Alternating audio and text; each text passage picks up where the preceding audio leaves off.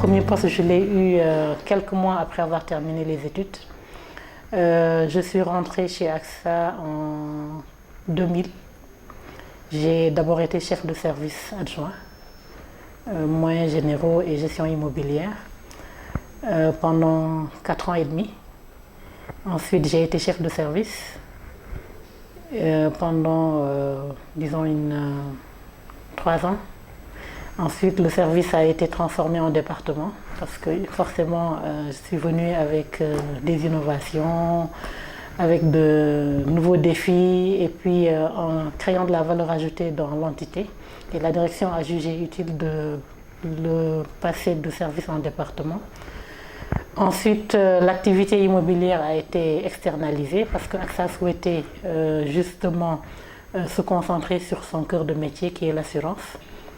On m'a confié la charge de développer l'activité commerciale, ce que j'ai fait pendant 1 an et demi à peu près. Ensuite, le contrôleur de gestion partait à la retraite. C'est un poste qui est quand même de conseiller et de pilotage de la performance globale de l'entité. Il fallait quelqu'un de confiance. Et la direction générale a pensé à moi. Je l'en remercie. Et donc ça, c'est intervenu en 2019. Et en décembre 2019, on m'a dit, bon écoute, on voit que sur le contrôle de gestion, ça va, tout se passe bien, il n'y a plus rien à prouver. On est en train de mettre en place un dispositif de contrôle interne, qui est quand même une exigence réglementaire et une exigence du groupe. On a pensé à toi, cumulativement à tes fonctions de contrôleur de gestion, pour mettre en place le dispositif de contrôle interne. Et j'ai cette charge-là depuis décembre 2019.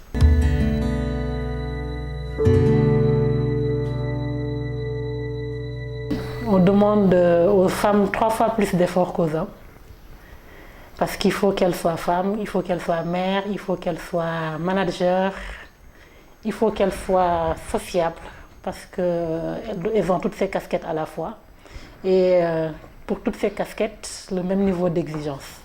Donc c'est difficile. On n'a pas forcément les mêmes chances que les hommes parce que je me dis qu'il y a encore ce préjugé, celui qui voudrait que les femmes soient moins fortes ou moins disponibles que les hommes, ce qui n'est pas le cas. Je pense que toutes les fois où on leur a donné des postes de responsabilité, elles y sont allées avec des résultats probants. Même en ayant toutes ces casquettes à la fois. On se rend compte tous les jours qu'il y a quand même dans le milieu du travail un certain machisme. Peut-être qu'il ne dit pas son mot.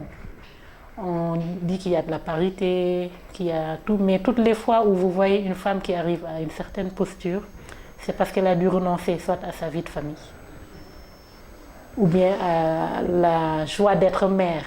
Regardez autour de vous, vous verrez que toutes les femmes qui sont à un certain niveau, soit elles sont célibataires ou sans enfants.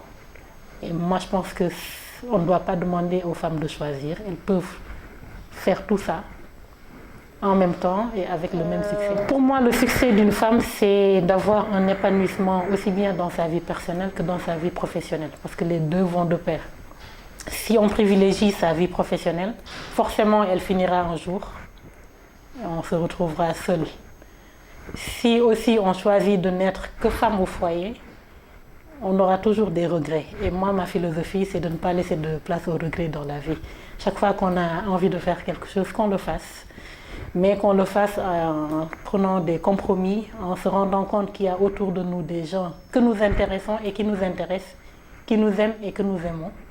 Donc, travailler pour s'épanouir, mais s'épanouir également dans un milieu familial.